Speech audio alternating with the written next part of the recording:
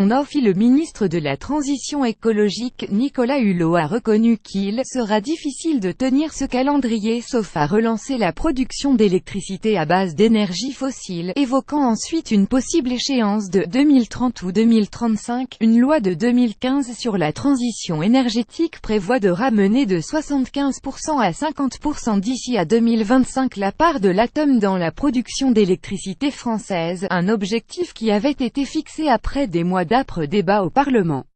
Mais, si l'on veut maintenir la date de 2025 pour ramener dans le mix énergétique le nucléaire à 50%, ça se fera au détriment de nos objectifs climatiques, a estimé M. Hulot, et ça se fera au détriment de la fermeture des centrales à charbon et probablement que si l'on voulait s'acharner sur cette date, il faudrait même rouvrir d'autres centrales thermiques, a-t-il dit, s'appuyant sur des études du gestionnaire du réseau de transport d'électricité RTE. Pour l'instant, seule la fermeture des 2 réacteurs de la centrale de Fessenheim, en Alsace, à la frontière suisse, a été actée.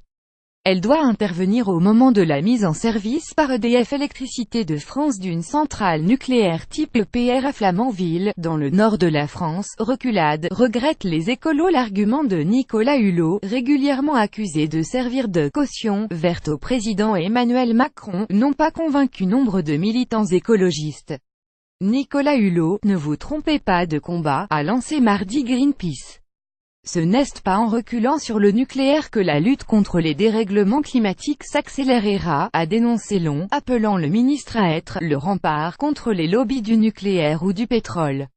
Le réseau Action Climat a aussi regretté une « reculade » et le réseau Sortir du nucléaire un « renoncement inacceptable » de l'ancien militant écologiste.